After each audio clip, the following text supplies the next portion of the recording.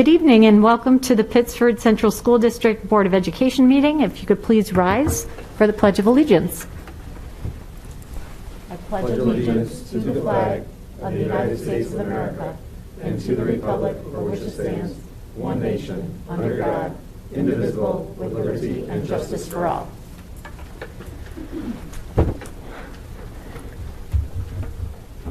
May I have an approval of the agenda, please?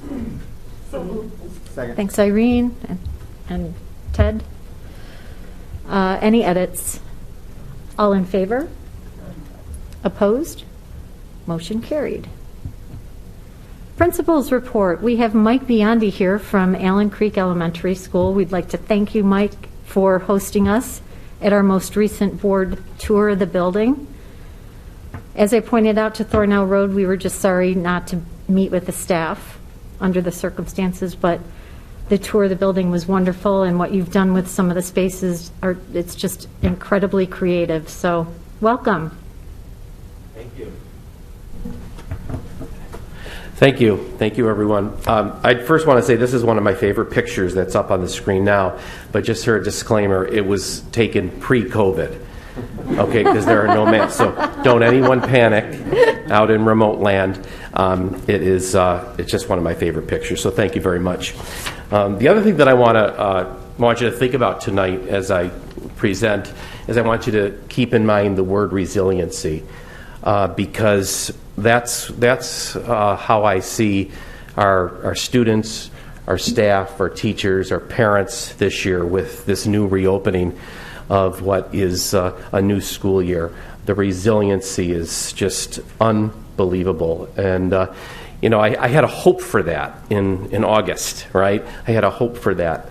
But once they came, once the kids walked through the door, all that, just kind of fear and uncertainty went away because the kids are so resilient and so amazing. So I have to shout a big thank you for all of them.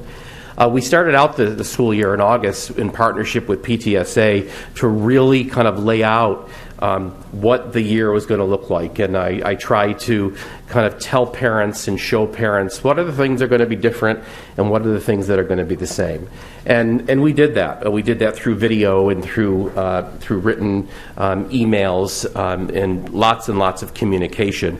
And we tried to share that it is going to be a little different. And the obvious, of course, the mask wearing and social distancing, the hand washing, sanitizing, all those things. And that we were going to kind of look at that through an educational lens. We were going to, we certainly didn't want it to be a punishment or reward. We wanted to, really teach them that these are the things we need to do and why do we need to do it. The next thing I talked about, which ended up being much more, is all the things that were going to be the same. What we said was that we are going to continue to build classroom communities so students are feeling physically and emotionally safe. We are going to continue to maintain open communication with families. We are going to focus on essential learning to ensure that our students are academically and socially, emotionally progressing and showing growth. And we want to help students to adjust back to routines in the school setting that may look a little different. And of course, the most important, we wanted to keep the joy of learning alive. And that's right now I give everyone at Allen Creek School an A for that because it's been a great 2 months so far. So I'm just really proud of all of them. One of the sorry about that. Let's go.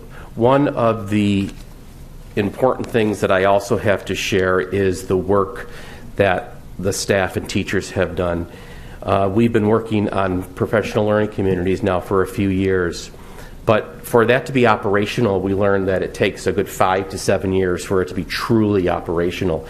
But I have to say, we teachers came together in the last year as true collaborators, self-reflective, focused on learning and refining our practices more than ever.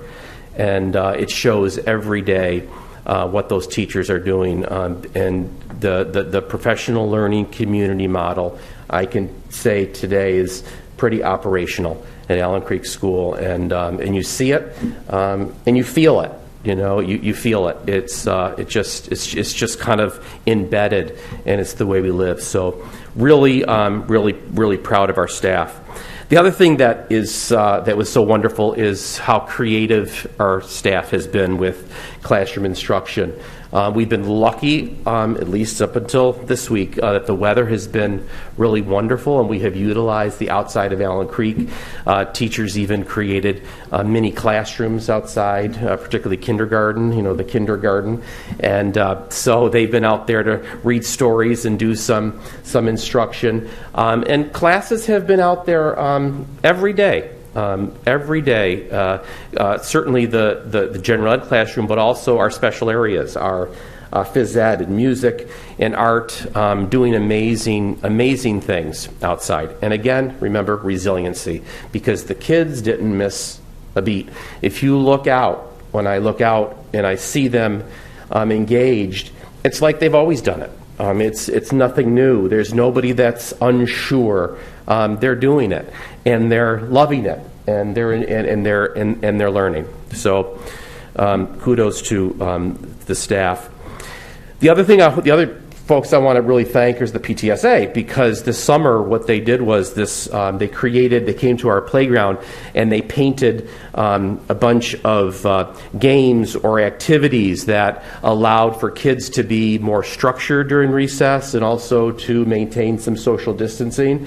And you can see a couple of pictures of those up there. And I have to thank Jeff Road and Thornell Road, because they borrowed the stencils from them. But it really has been very, very helpful, because it actually gave us a chance to create a whole special area on the playground and field for kids to engage in activities. So really good job there, and I have to thank them for that. One thing that we never wavered from at Allen Creek was our commitment to live by our touchstone, our motto, begin your best selves, doing your best work, and our work with inclusivity. We have been, in the last few years, building our classroom libraries with diverse literature. We started with, of course, very, big diversity audit with the library, and since then we have been trying to build our classrooms with a variety of diverse literature. This year we have, just by chance, we came up with a theme for our book pick, our principal book pick, or our inclusion and equity initiative with books. Our fifth graders started out this year engaged in a unit of study called Change Makers, and they are researching people of influence, people who make change for the greater good. And they're doing that right now. And so what we partnered with them, and we decided that we were going to let them do their research, and then they are going to send me, and I just received them today, persuasive essays to choose the books throughout the year that we would buy for every classroom. So I'm excited about that. Right now they are involved in doing their own research on their own change maker of choice, and they have lots of posters and activities that they're doing with that now in the school. It looks really wonderful, but I'm looking forward to working with them to choose. Sorry, I'm not pushing my... There you go, the change makers. There they are, taking action for the greater good. And I also would think about our own kids being change makers, at least especially during this time. So I just thought it was so appropriate to make this kind of our theme this year. I'm also continuing virtual book read-alouds. And I'm doing that because just to kind of keep our literature and kids reading and connected, but also to really connect our remote learners, to really have them part of this theme and all of the great diverse literature that we have in our school and in our classrooms, because we want them to feel that they belong, and we want to celebrate how amazing they are and how inspiring they are and all the things that make them who they are. And I've gotten some really nice feedback from parents already that they take a look at those and the kids really feel connected with school. So that makes me feel really, really good.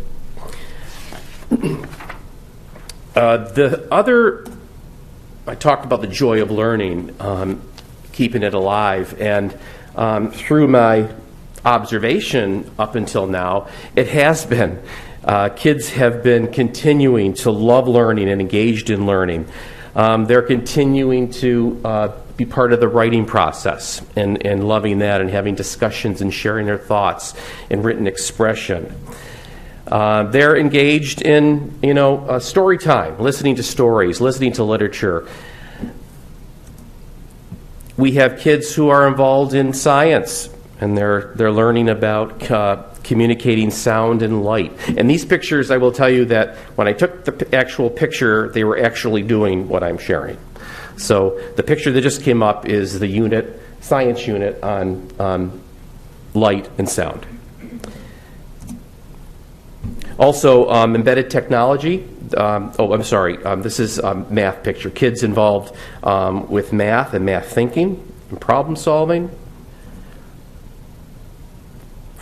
We have students embedded, technology embedded throughout the day, continuing to learn the platforms, Teams, and Seesaw. But also kids have been engaged in virtual field trips and continue to do research, all those things that we usually do with our technology. Also doing things through Brain Gym, where teachers are getting kids up and doing some activities so their bodies are moving throughout the day and really kind of being active. So doing a great job, and they're happy, and they're loving learning, and they are learning. And although teachers, they're trying to just do the essential, but they really are doing everything. They really are doing it just like they always did it. They have so much commitment and so much passion, and the kids are able to handle it, and they're doing it beautifully. So one of the things I'm going to show you next is a video.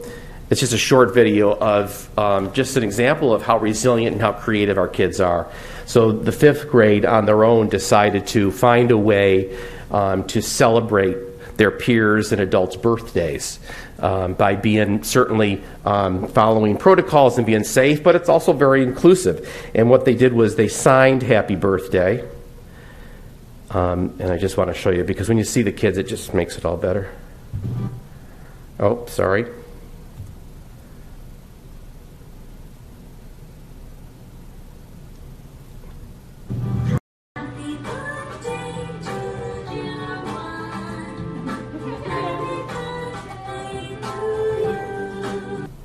So, that is very short, but again, kids being resilient and doing an amazing, amazing job. So what I'll leave with you are all the traits and qualities that I feel that our kids and our staff and our teachers and our parents are really showing. And I started out, of course, with being resilient, but they are still embracing all the things that we believe, all of our values in Allen Creek and in the district. And these are all the words I want to leave you with, because this is what's happening in school right now, in spite of our challenging times, our uncertain times, day to day. They are coming in, and they are doing all these things, and it's really, really beautiful to see. And they have made it so much better for the adults who may be a little more worried day to day to make sure that everything goes as planned. So thank you. If you have any questions or comments, I'm happy to answer or listen to. Yeah, thank you, Mike, and thanks for having us over for the tour a little while ago. Just curious, I know the kids, the young learners are very adaptive, very resilient. Are the educators, the teachers, able to maintain that high level of energy, the adrenaline that may have launched us into the year? how are they doing as, thank God we're still in school? Yeah, well, I think, I think it can be a little bit draining, right? We're all kind of feeling the pressure, but the teachers are, again, coming together, being really supporting each other, and I have to say the kids are making it, are really making it so easy for them, because the kids are just doing what they're supposed to be doing, and the kids are intrinsically motivated, and they're happy. They're so happy to be with their teachers. They're so happy to be with their peers, and the teacher, we feed off of that, right? They say these things to you. I had a little girl who came in, and they're giving me cards every day. They always give me cards, and she said, Mr. Biani, this is for you. She says, the only thing I'm upset about is I wish I could hug you. Oh. So that starts your day, and it's so they get it. They get it, and they're on the journey with us. And so I guess I would say yes to your question. Of course, it's every day it can be tiring. I think teachers have to kind of, and I say this to them every day. I say to them that they have to give themselves a little bit of a break, right? They have to step back a little and not be going so fast forward and doing what they always did. But it's just who they are. It's who they are. Please share our thanks with them. I will. Anyone else?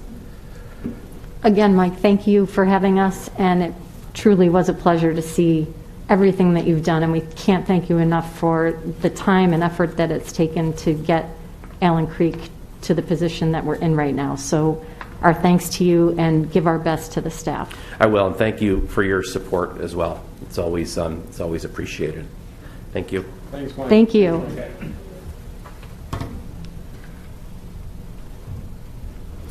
May I have an approval of the minutes from October 13th, please?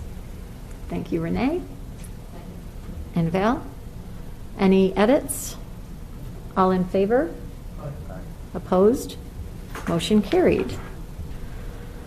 So Board of Education reports, you have the dates outlined here. One thing I'd just like to highlight is the Information Exchange Committee meeting time is at 4 p.m. So that would involve you, Robin, and anyone else who would like to go. And that's due to the fact that Labor Relations is the same day at noon. And then this week we have a steering committee meeting, which Val and Mike, you'll be participating in. It's a Zoom call on the 28th.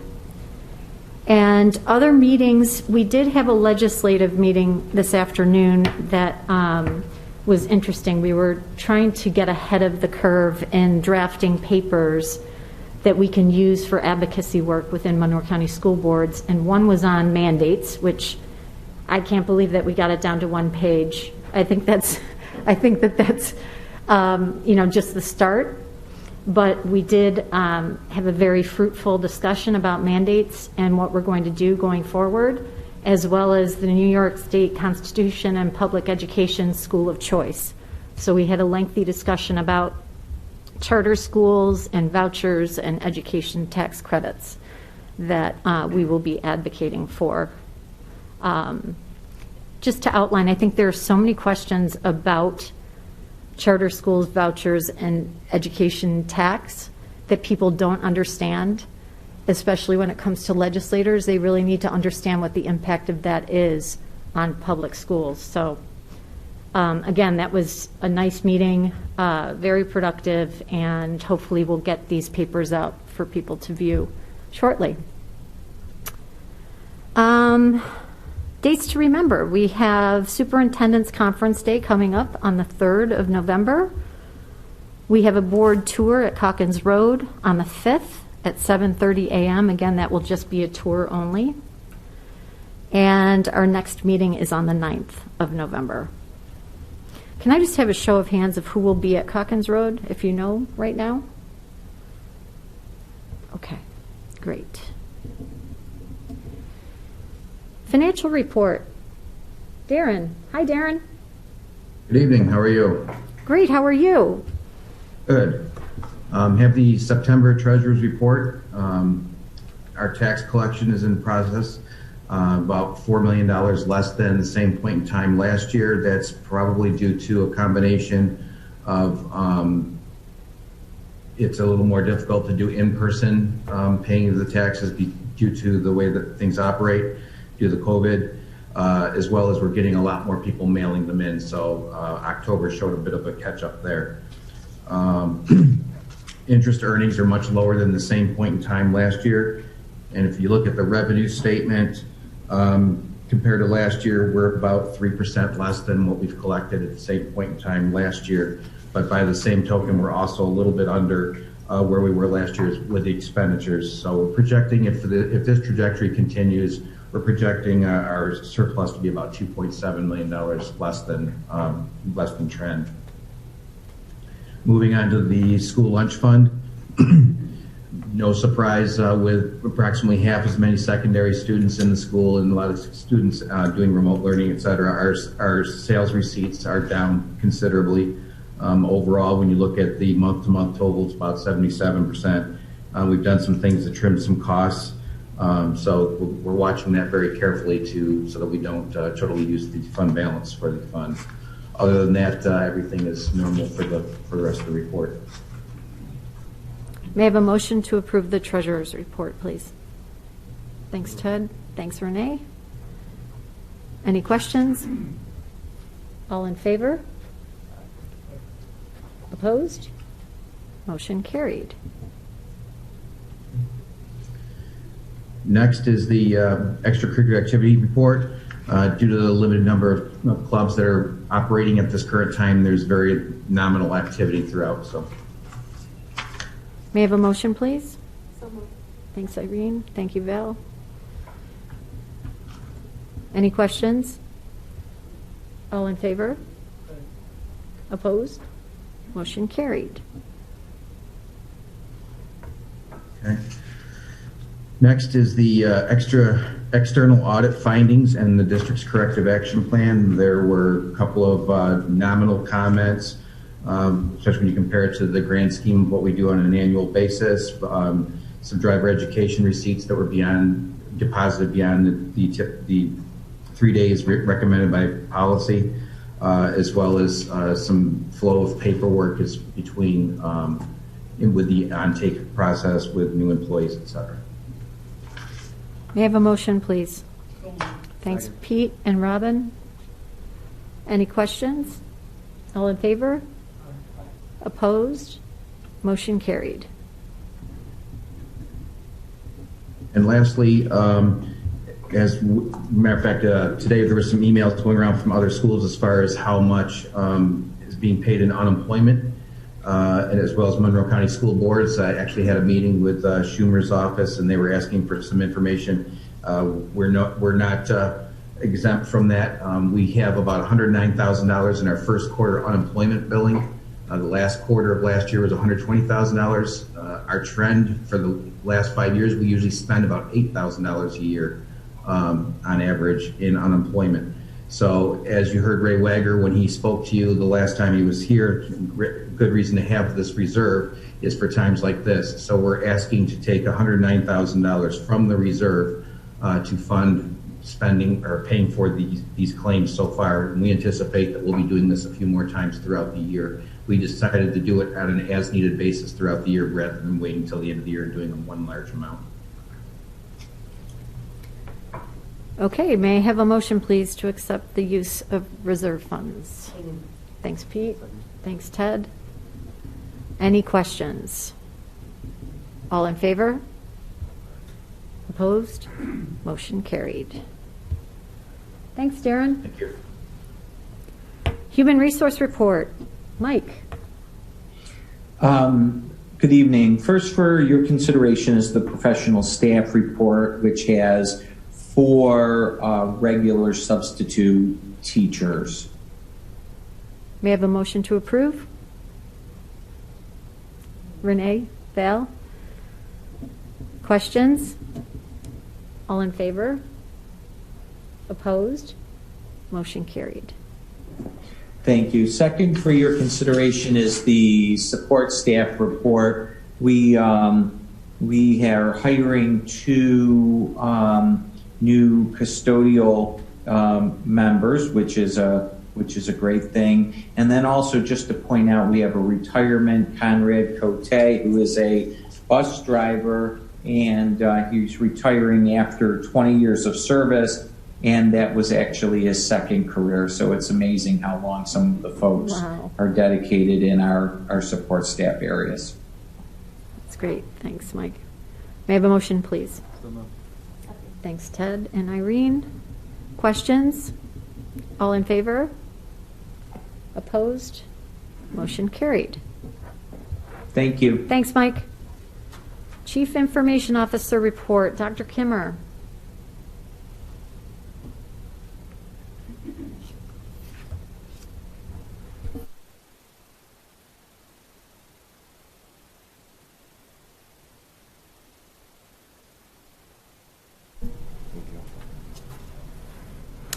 Good evening, everyone. Can you hear me okay? Good? Okay. Just wanted to spend a few minutes this evening talking about our screening tool called Qualtrics. And it's for our health screening for both parents on the behalf of our children and our students, our staff, our support staff as well, and our visitors. So we're going to kind of brush over that today, and if you have any questions at the end, I'll certainly entertain those. Why Qualtrics? Because we started off with Office 365. We're trying to do as much as we can with Office 365, but Qualtrics adds a little bit more value. Value in the sense that it communicates and offers surveys. We call them questionnaire screens. And it also bundles an analytic web-based package, very much like Tableau or some of the things that the data team is very familiar with when it comes to aggregating and disaggregating data, which helps when there are questions relative to pods of students or grades or groups of adults when we need to investigate that for the county or for the state. Believe it or not, our review of health screening products started way back in June, maybe even earlier. Scott Barker really led the charge. He absolutely wanted sports to happen this fall and communicated with both myself and with our student services director and HR. And Scott really led the charge and invited me to come along from the ride for the data perspective. And we got it down to about 6 products, ultimately showing 3 of the 6 products to our scenario planning committee, which narrowed it down to Qualtrics as the product of choice. So it went through a typical collaborative process in Pittsford and lots of eyes to decide that that was going to be the product of choice. And really the deal breaker, or the maker, I should say, was that it allowed us to make amendments to questions in real time. We are forever receiving items from the county and from the state, subtle nuances in language, or maybe even whole new questions. We have that ability to do on the fly. Real-time alerts. This is a very sensitive program where we send out messages about 2 in the morning.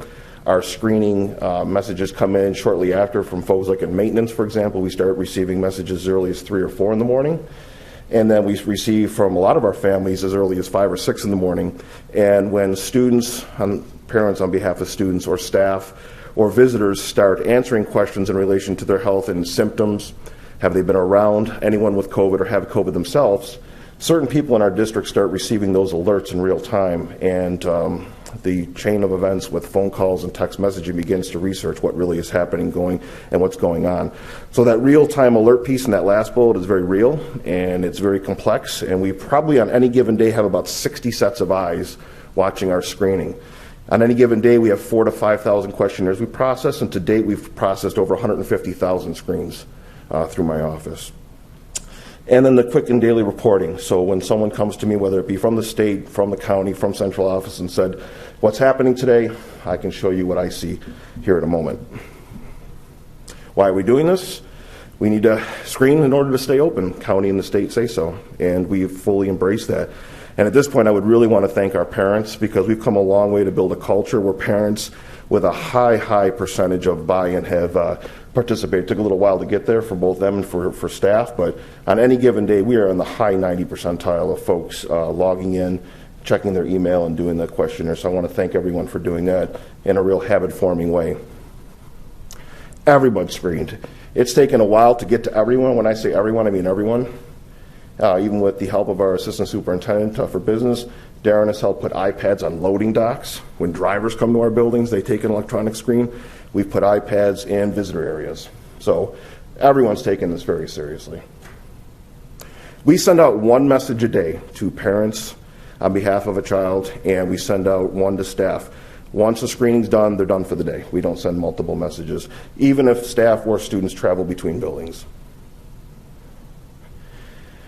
Questions are asked about COVID, about symptoms, and to whether or not they have COVID themselves. And that also, like I said, starts a chain of events primarily with our nurses in our schools. It could start with HR or a building principal or department leader. Visitors have that same ability. They can use a QR code, maybe like the way you joined us today and came in the building, or there's a visitor link or a computer dedicated, but those same alerts, even for visitors, are sent to certain people in central office or in our schools. Those who are hybrid or remote or quarantined do not screen. We do not screen right now for folks either teaching or who are in virtual classrooms. We do not screen those on a daily basis, but we do screen athletes because obviously they come on site.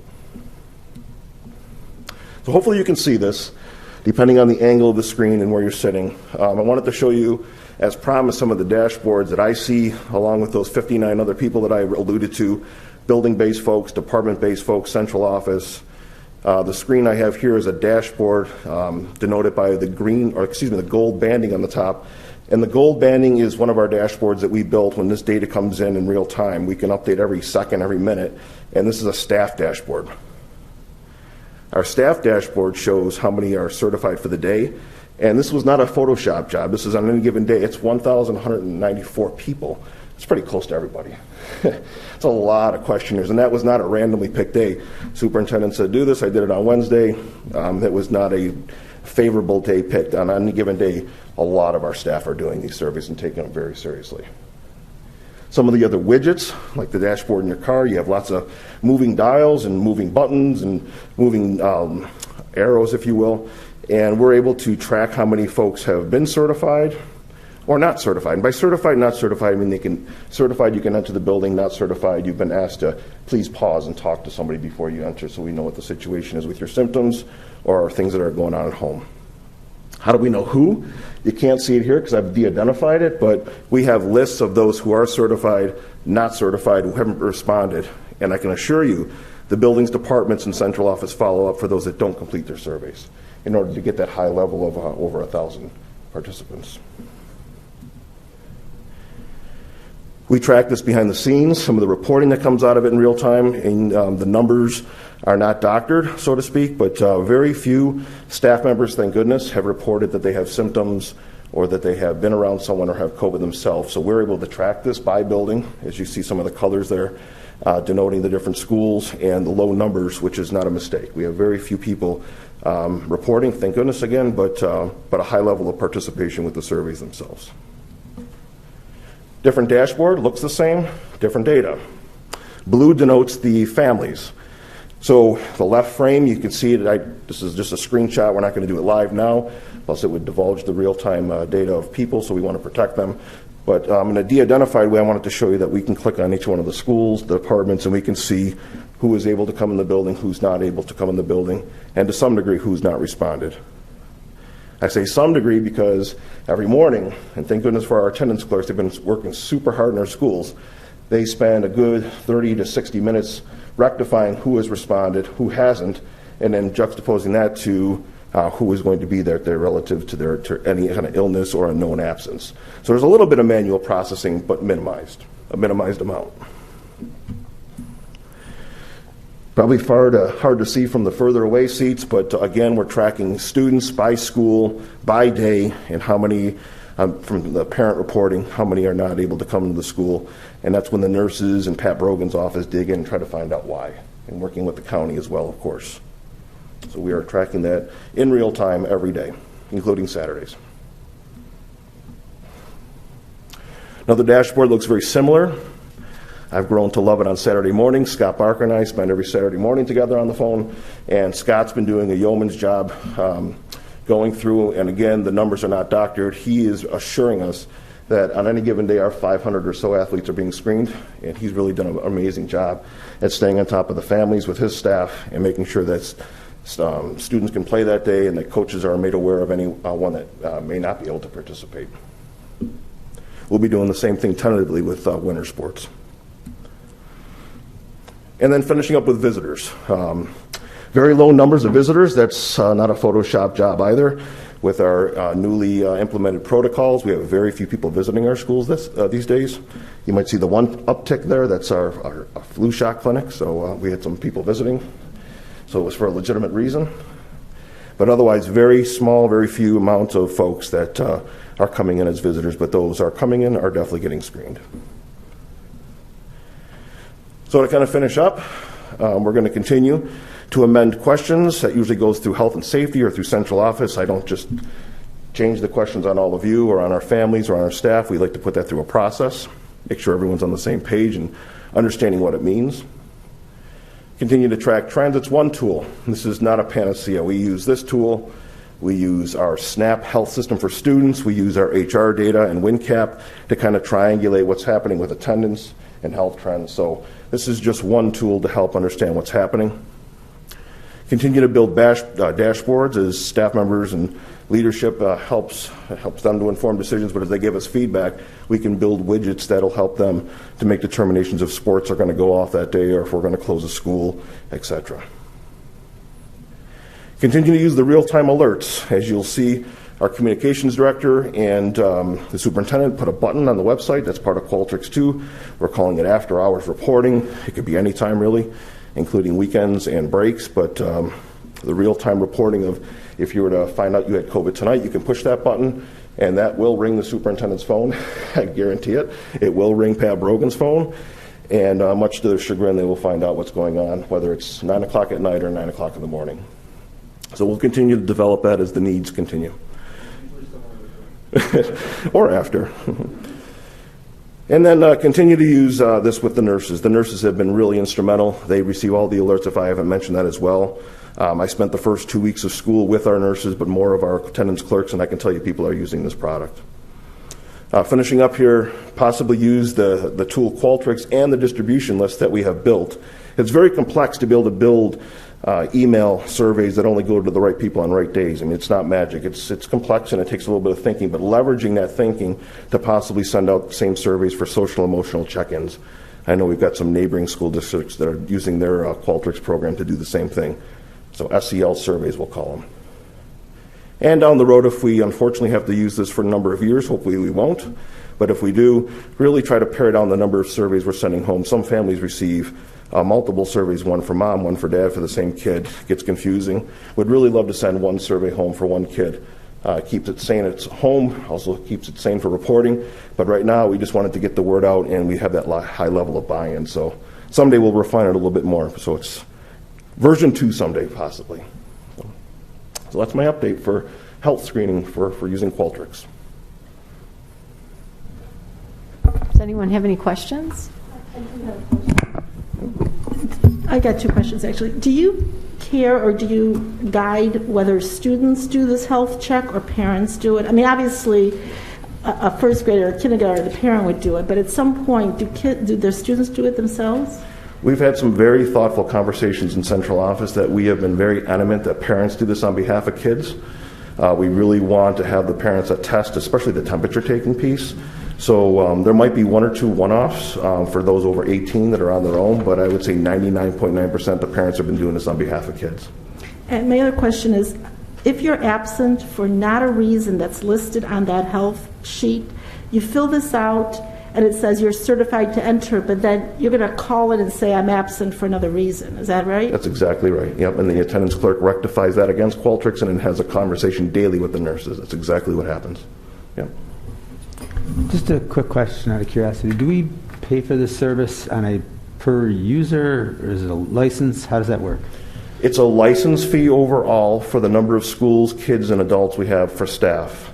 So that's a one-time annual payment. Where we get charged by the usage is if we started turning on text messaging, which we really reserve to emergency or for emergencies. So if we wanted to turn text messaging on, it would be almost $500 a week based on the distribution charges and telecommunication charges they would charge us. So we've stayed away from texting until we need it for emergency purposes. Yep. I just have one quick question. First of all, thank you. This is a fabulous presentation explaining to all of us how you guys collect this data and what you're able to do with it. Aside from that, I'm just wondering, where is all this information stored, and what about privacy protections? Yep. So it's stored in an Amazon cloud, so I can't tell you exactly where, but it's probably in 3 different geographic locations across the country. And it is absolutely HIPAA compliant, and it is also backed up in those 3 different places. I kind of know where our primary center is, but I don't want to share it on the microphone right now. But yeah, but it's not stored on site, I can tell you that. Yep. You're welcome. Thanks, Jeff. We really appreciate it. You're welcome. Thank you. And if I could, just really quick, Jeff, I want to thank you and your team for all your work with Qualtrics. The presentation doesn't nearly show the behind-the-scenes work that it involved, especially setting it up to know who you're sending emails to each day. And I know that your team had to literally build a gold cohort, a maroon cohort, a blue cohort, etc., based on when students are coming in and out.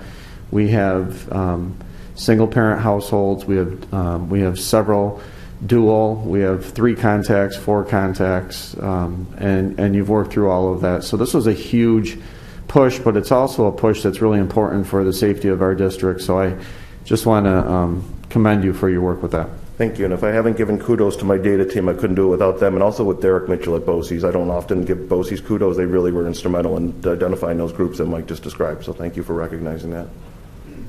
Good. Thank you. Thanks again, Jeff. Okay, special education report. Elizabeth, hopefully you're out there. There she is. Good evening. We have CSE and CPSE recommendations on the consent agenda. Thank you. Superintendent's report. Mike. Thank you. There is not a need for an executive session this evening. You have on the consent agenda for approval Childhood with Disability Policy and Title I Parent and Family Engagement Policy. Just a couple broad updates. Want to thank the board members and other people who purchased and donated actually tickets to our Rotary election dinner that is being held November 3rd at Thornell Farm Park between the hours of 4:30 and 7:30, I believe, right around that time frame. But we have raised several we've raised enough to provide several dinners for families in need. So we're going to be delivering dinners from Sticky Lips to several of our families in need. So I want to thank you for that. Also want to thank Mike Biondi. I didn't have a chance today in our visit. It's amazing when you really are at the ground level and you get to go into a building and see all the work that happened beforehand, but then see it come to life when the kids come in the building. And I think Mike did a great job presenting that tonight. Our students are doing great. Our staff are wonderful. And I will say this is hard. It's hard for our staff to sustain, but they're doing it. And they're doing it really well. And our students are doing great. When you walk into a classroom now, really, you see the laughter, you see the learning, but you see a lot less desks in a classroom. That's the biggest takeaway for me. But we're doing it, and we're doing it well. So we have had some COVID cases, obviously, that we've talked about, but I couldn't be prouder of how they're being managed. There should not be any panic around any of the COVID cases that we've been sending alerts out for. We have 5 elementary schools. Of the 5, 4 elementary schools have 0 cases.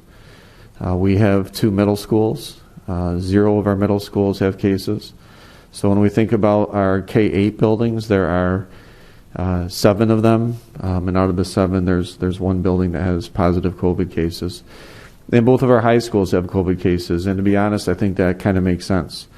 When I think about high schools, I think about how much more social our high schools are, schoolers are, and how much more freedom they have, and how many more decisions they have, especially outside of school. We've had 0 cases in our district where they were transmitted in school, so all of our cases have been contracted outside of schools, which I think is phenomenal, which means that unequivocally what we're doing is working. I would also say that our schools are really safe, and what we're doing amazing. Our protocols are working. Our families have been great. Our students have been wonderful, and it's really working. What we're seeing now is having to quarantine more students because of the contact tracing. And again, the quarantining is happening primarily at the high school level.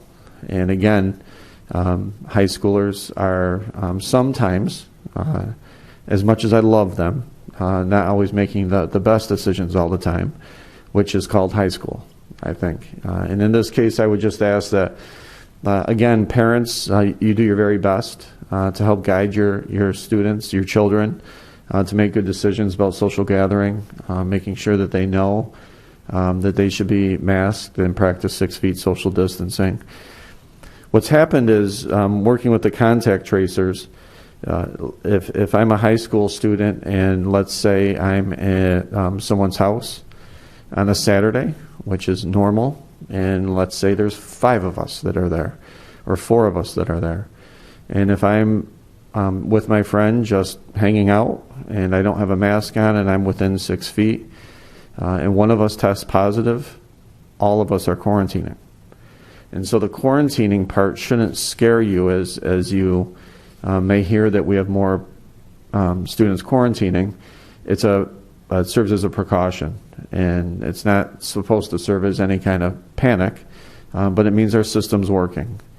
Our system's working from the county level. Dr. Von Brogan and myself are on the phone with the county a lot, and they've been a huge help. Our parents have been so cooperative. Jeff mentioned Qualtrics. We're actually having real-time parents texting saying, I was out of country and I'm going to need to quarantine, or maybe my child's going to need to quarantine, or maybe there was a positive COVID test. And that really allows us the opportunity to start that tracing early. So everything is working. I couldn't be prouder of our community. We're in a really good spot. And again, we're almost in November, and we're getting through a sports season. We have about 5,000 students coming to school, and 6 of our 9 buildings have 0 cases still. And those that have had cases, they've all been managed very well. So I don't know if the board has any questions around that portion of the update. I think everyone's been kept in the loop there. Just a couple other, my computer just froze on me. A couple other things. Our superintendent's conference day is next week. It's on Tuesday. It's on election day. And I did send out a memo around the rationale for having it on election day. I'm, again, just asking everyone to reinforce that notion of civility, talking to your children about what the day after the election would look like and what it would look like if you were the best citizen possible. How to show good sportsmanship, if you will. Show class, show dignity, be respectful. All those things I would expect nothing less than from our students and from our community. So whatever you can do to reinforce that would be appreciated. So as the voting's coming in, our teachers will all be working, and administrators and paraprofessionals. And the primary focus of the day, primary, not the sole focus, will be on preparation for remote learning in the event the worst case scenario happens, or close to a worst case scenario. In the event we do have to shut down for 2 weeks, if the county shuts down, if we have to go remote, we want to be prepared for that. And so our K through 5 staff will be really focusing on ensuring they're comfortable in using the different platforms, either Seesaw or Microsoft Teams. And then at the secondary level, a lot of work will be taking place relative to best practices in learning remotely around everything from assessments and gradings to feedback to SEL and everything in between. So we're spending our time a lot different than we ever thought we would this year. and using our resources in a lot of different ways, but we're doing it to be proactive and to not be caught off guard. We don't know what the future is going to bring. Our hope is that we get to a point where we're entertaining the notion of bringing everyone back in. What we have to be prepared for, everyone going back home. And we're preparing for status quo. And so we are doing our best to be prepared to be responsive for any scenario. And then the last thing I have is just more for the community to share that we did meet with our consultant, Natalie McGee, and she met with the entire board and our central office team administrators. It's been a while since we had met with her. Obviously, our work was interrupted midstream last year, and so we began the first hour or so just regrounding, I think, our team with the importance of the equity work. And we reviewed historical inequities that marginalized populations have faced. And it brought back, fresh in our minds, the why behind this work is important. And we went through several self-reflection prompts and group sharing regarding why the work is indeed important. And ultimately, for all of us, I think I can speak for every member of our Board of Education, we keep going back to the notion of how no student, 0 students, should ever have to check their background, their culture, their race, their sexual orientation at any of our doors. They need to be who they are, and they need to feel really comfortable with that. And we need to make sure that they feel welcomed, that they feel understood, and they feel validated. So after that first hour or so of working with Natalie, we then shifted gears to again reacquaint ourselves with a significant template for goal setting for the district. And we reviewed everything from how to best identify our current situation, how to use some of the surveys we've had before, what supporting evidence do we have, and we looked at our current resources that we have in the district, and then maybe additional resources that we need. And we looked at everything from short-term goals, mid-range goals, long-term goals, timelines, and communication plans. That was at the very high level. And so our next meeting, we'll begin to conclude the goal-setting process with Natalie and bring that to buildings and ask district committees and buildings to actually write the goals that will be presented back to the Board of Education. So a pretty thorough process, certainly a worthwhile process. I think all of us are learning and growing, and we all want the same thing. We want to feel very prideful in our district, that we are not only among the best academically, but our students and families feel that coming to Pittsford every day makes them so prideful. And we will continue to improve and do everything we can to get to that point where we have all students and all families feeling really good about being here. I think that is it. Thank you. Thanks, Mike. May I have an approval for the consent agenda this evening? Thanks, Pete and Renee. All in favor? Opposed? Motion carried. Old business. New business? That brings us to public comment. Is anyone in the waiting room? At this point, no one's in the waiting room. Okay. Then we will shut public comment down. May I have a motion to adjourn, please? Ted, Irene, thank you. All in favor? Opposed? Motion carried. Thanks, everyone. Have a good evening.